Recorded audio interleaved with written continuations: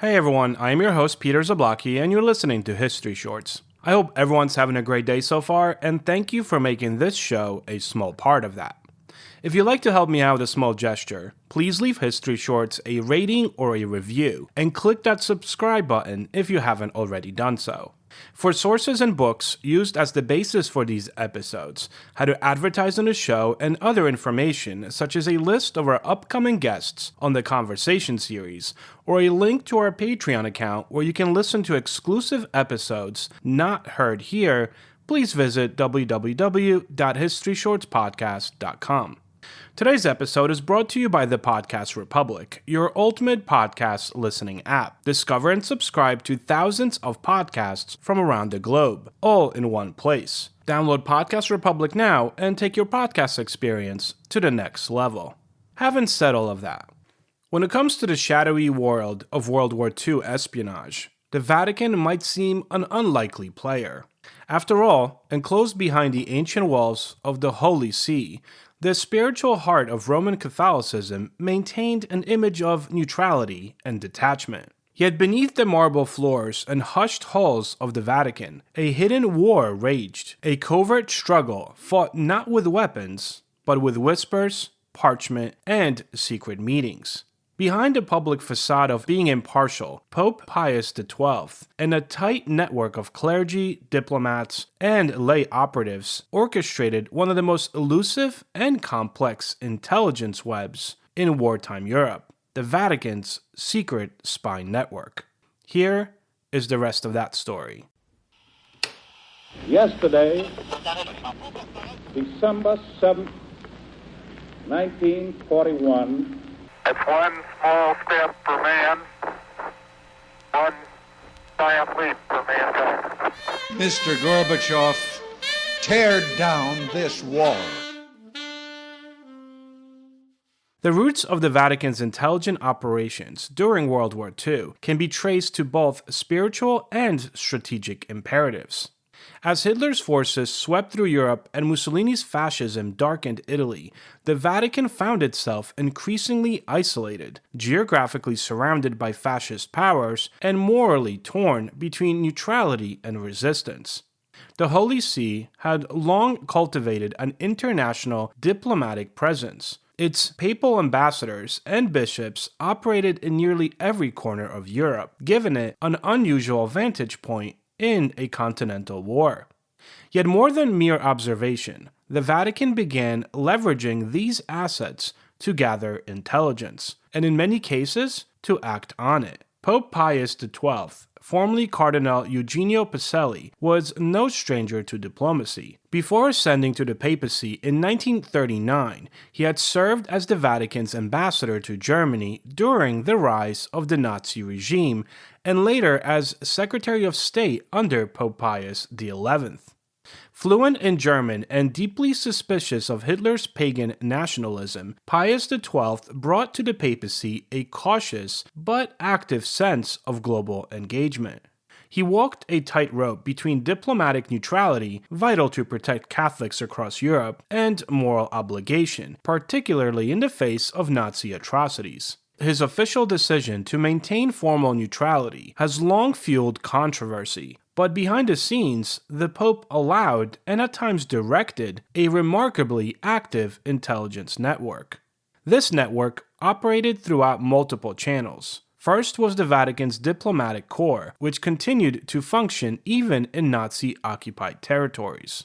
Papal ambassadors, such as Cesare Orsenigo in Berlin, Giuseppe Buzio in Bratislava, and Angelo Rada in Budapest, transmitted reports about the unfolding Holocaust, the treatment of Catholics, and the political climates of their respective countries. These men, bound by holy orders, but steeped in statecraft, walked a perilous line, especially when their reports conflicted with fascist interests. Buzio, for instance, relayed urgent telegrams about the Slovak deportations of Jews and pleaded with the Vatican to intervene. Though often bound by political constraints, these messages helped form a mosaic of information that the Vatican quietly acted upon. A second and more clandestine channel came from inside the resistance movements across Europe. Many clergy members, especially in countries like France, Poland, and Hungary, actively collaborated with underground groups. Churches provided refuge, rectories became courier stations, and priests risked their lives smuggling Jews, hiding partisans, and relaying German troop movements. One of the most striking examples was the Vatican's connection to the German resistance itself. A key figure in this network was Monsignor Ludwig Kaas, a German prelate and close advisor to the Pope. Though cautious, Kaas maintained links with German military officers disillusioned with Hitler, many of whom were involved in the July 20th, 1944 plot to assassinate the Führer. One of the main channels of communication between the German resistance and the Vatican was also Josef Müller, a Bavarian lawyer and devout Catholic, known as Joe the Red. Müller served as a go-between, delivering secret messages from German officers such as General Ludwig Beck and Admiral Wilhelm Canaris, head of Germany's military intelligence agency, all back to the Vatican. In return, he carried responses back, sometimes from the Pope himself. Müller's role was critical. He traveled to Rome under the pretense of religious business, meeting with Father Robert Lieber, the Pope's trusted aide. Lieber would debrief Müller and pass on his reports directly to Pius XII. These messages included details about anti-Nazi conspiracies, intelligence on the Nazi war machine, and pleas for the Vatican to serve as a mediator between the German resistance and the Allies. Though the Allies remained skeptical, Churchill and Roosevelt were unsure if the conspiracies were credible or if they risked exposure. The Vatican also worked with British and American intelligence services, though often at arm's length. The Office of Strategic Services, or the OSS, the precursor to the CIA, operated in Rome under various covers. Alan Dulles, head of the OSS station in Bern, Switzerland, cultivated contacts with the Catholic hierarchy. Vatican channels relayed information about German troop deployments, political instability in Eastern Europe, and the activities of fascist collaborators. Of course, to maintain credibility as a neutral humanitarian force, the Vatican kept its relationships with Western spy agencies very discreet. One of the most remarkable aspects of the Vatican's wartime espionage was its role in sheltering Jews and escaped Allied prisoners. Within the very walls of Vatican City, dozens of Jews found refuge, often hidden in monastery quarters, libraries, and within the Vatican gardens. Catholic institutions across Italy, particularly convents and monasteries, also acted as part of a vast, decentralized network of safe houses. This was especially true after Italy's surrender in 1943, when German troops occupied Rome and began deporting Jews from the city.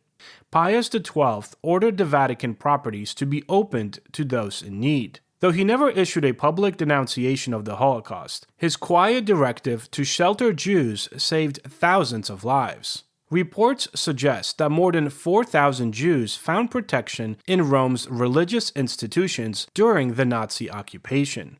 Key figures in this underground operation included Monsignor Hugh O'Flaherty, an Irish priest working at the Vatican. Known as the Scarlet Pimpernel of the Vatican, O'Flaherty established escape lines for Allied prisoners of war and Jewish families, coordinating with Italian partisans and sympathetic diplomats. Operating from within Vatican City and using his diplomatic immunity as a shield, he moved between safe houses under false identities, organized food and supply routes, and maintained a vast network of collaborators. O'Flaherty's wartime efforts are credited with saving over 6,500 lives, a legacy commemorated in both books and film. Another lesser-known but critical component of the Vatican's spy network was its access to information from the confessionals. While the seal of confession is a real thing, the broader practice of clergy hearing rumors, receiving pleas, or being trusted by those in the know created a constant stream of informal intelligence. Priests in occupied territories often heard details of troop movements, deportations, and atrocities. Information that could then be passed discreetly through church channels. This was especially true in Poland, where the church became a critical node of both spiritual resistance and intelligence gathering under Nazi brutality. Yet for all its secret activity, the Vatican's wartime actions have been the subject of intense scrutiny and debate, especially in the decades following the war. Critics, including prominent Jewish leaders and historians, have charged that Pius XII failed to speak out forcefully enough against the Holocaust. They argue that his public silence, especially during the deportation of Roman Jews in October of 1943, was a moral failing. Defenders of the Pope, however, contend that silence was a strategy, that had he spoken out more openly, the Nazis might have retaliated by intensifying persecutions or invading the Vatican itself. By working in secret, the Vatican could save lives without jeopardizing the entire church structure in occupied Europe. This debate has intensified in recent years, particularly following the opening of the Vatican's wartime archives in 2020. Scholars have begun sifting through millions of pages of documents, offering new insights into the scope and nature of the Vatican's intelligence operations. Early findings suggest that Pius XII was more informed about the Holocaust than previously thought, and that he walked a difficult line between action and discretion. Documents have revealed detailed reports from bishops in Hungary, Slovakia, and Poland, all warning of Jewish deportations and massacres. The Vatican sometimes intervened with local governments to halt these actions. In other cases, it remained silent. The Vatican's intelligence network during World War II was thus a paradox, an operation cloaked in secrecy but rooted in ancient traditions, a spiritual institution wielding the tools of espionage, a neutral state acting with quiet purpose in a world aflame. Thanks for listening. This Friday on the Conversation series, I talked to Becky Aikman, the author of Spitfires, the American women who flew in the face of danger during World War II. They were so independent in their thinking, and just to realize that women in the 1940s could be that way was a little bit of a shock to me. There were a tremendous variety of backgrounds, which was very surprising to the British, who expected women who had the resources to fly would be very aristocratic and well-behaved. But I do think they reflected a certain quality about the United States, which is that people from all different backgrounds can find a way to make things happen. A lot of women couldn't even drive a car back then, but these were all women who somehow convinced somebody to teach them to fly.